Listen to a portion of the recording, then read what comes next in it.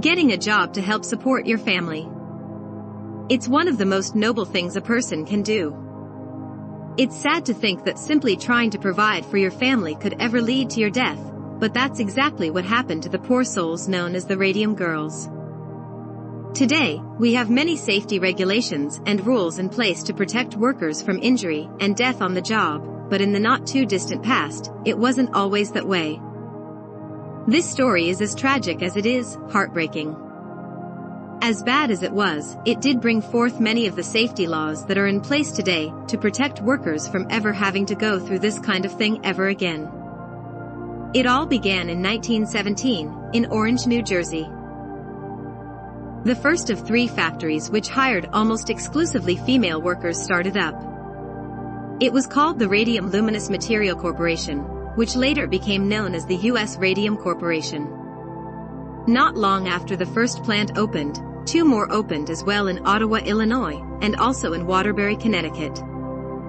The purpose of the company was to make watch dials that glowed in the dark so that soldiers could know the time without having to light up a lantern or flashlight, so they could hide easily on the battlefields without being seen. This new technology came from a Polish-French chemist named Marie Curie. She discovered both radioactivity and the radioactive elements radium and polonium, which when combined, glowed a dark luminous green color. The discovery won her 2 Nobel Prizes, which is something that no other female had done up until that point. She wanted to use the discovery for the greater good of man, but she had no way of knowing how horrific the discovery would be for many of the women who would be working with it, as well as their families who would have to see their mothers, daughters, and sisters slowly die a slow and horrific death. In the plants where the women worked, they were told emphatically that the paint that they were using that was made from these elements were safe. They were expected to paint 250 dials a day at a rate of about a penny and a half for each dial, which doesn't sound like a lot by today's standards, but in 1917, when this began, this was one of the better paying jobs, especially for young women of the time who had a much harder time finding work. They were not only told that the paint was safe, they were even instructed to use their own mouths to sharpen the camel hair brushes between dips to help sharpen the brush, which often got small amounts of the paint in their mouths, which they sometimes ingested. Even more strange was the fact that they even encouraged the women to paint their nails with it, as well brushing their teeth, which made their teeth glow. They even concocted a radium water drink and told the women that it was safe. Sadly, it was far from being safe. Many of the workers became sick. It's unknown just how many exactly died from exposure to radiation. The first known victim came in 1923. Although I couldn't find a record of her full name, it said that it started out with her teeth falling out 2 or 3 at a time. Her gums would bleed profusely, and she ended up going to a dentist to see what was going on, and to pull the final tooth that was stuck in her mouth. You can imagine both her and her dentist's horror when the dentist pulled the remaining tooth, and a large section of her jawbone snapped and came out with the tooth. It had to be an absolute painful nightmare for the poor woman, who ended up dying very shortly after. As quickly as her symptoms came on, many other of the young women began having problems with things like dental pain, loose teeth, lesions and ulcers, and the failure of tooth extractions to heal were some of these conditions. Many of the women later began to suffer from anemia, bone fractures, and necrosis of the jaw, which is a condition now known as radium jaw. The women also suffered from suppression of menstruation and sterility. Almost all of the affected women even began to glow a ghostly green color while they were alive, and they still continue to glow the same eerie green color even now over 100 years later in their graves. The inventor of radium dial paint, Dr. Sabin A. von Sauchuki, died in November 1928, becoming the 16th known victim of poisoning by radium dial paint. He had gotten sick from radium in his hands, not the jaw, but the circumstances of his death helped the Radium Girls later on in court. The Radium Dial Company was a different company, established in Ottawa, Illinois, in 1922 to make clock numbers that glowed for the civilian community, but was basically the same general idea and work as the U.S. Radium Corporation.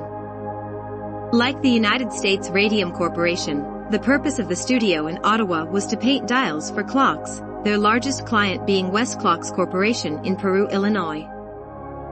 Dials painted in Ottawa appeared on West Clocks as popular Big Ben, Little Ben and travel clocks, and like United States Radium Corporation, Radium Dial hired young women to paint the dials, using the same lip, dip, paint approach as the women in New Jersey, and by another unaffiliated plant in Waterbury, Connecticut, that supplied the Waterbury Clock Company.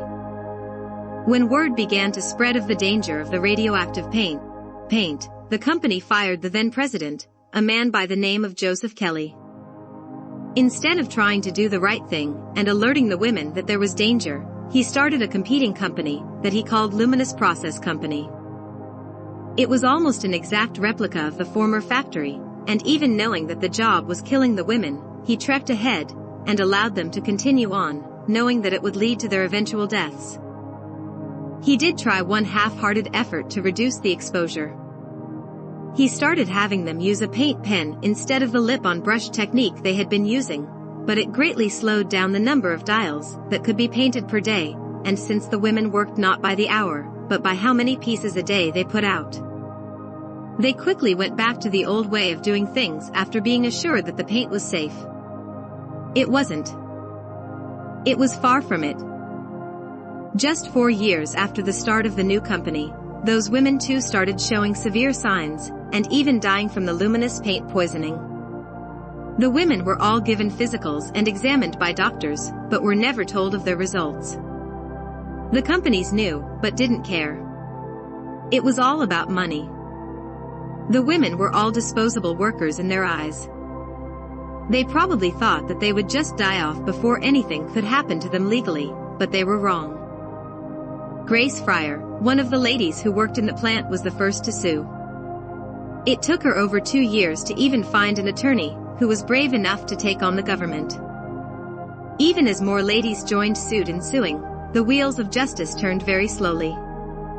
Their first court appearance wasn't even until 1928, and the women who were testifying were so weak and close to death, they couldn't even raise their arms to say the oath to tell the truth in court.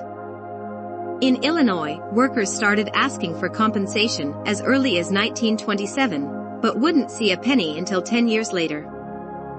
At first, there was a trust of just $10,000 that was awarded to the women to divide between them for pain and suffering, but the U.S. Radium fought and appealed at every chance they got.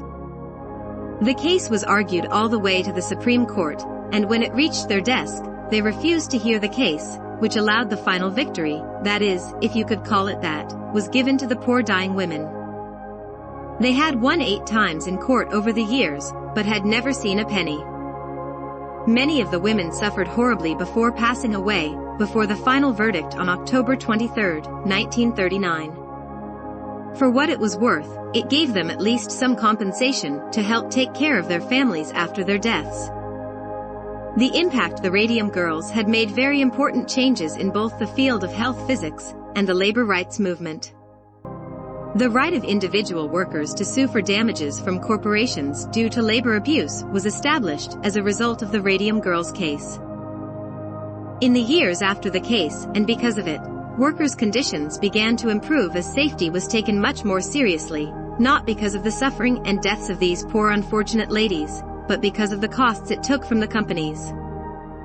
By the time the case was settled, the settlement for each of the Radium Girls was $10,000, which was equal to $151,000 in today's money, and a $600 per year annuity, which equals about $9,000 today, plus $12 a week, which again equals to $200 today, for the rest of their short lives, and all medical and legal expenses incurred would also be paid by the company. The lawsuit and resulting publicity was a factor in the establishment of occupational disease labor law.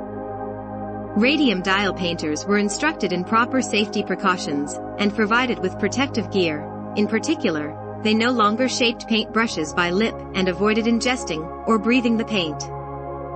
Radium paint was still used in dials as late as the 1970s. Well, we hope you liked this week's video, as sad as it was. These poor women just wanted to help provide for their families. What happened to them was absolutely tragic.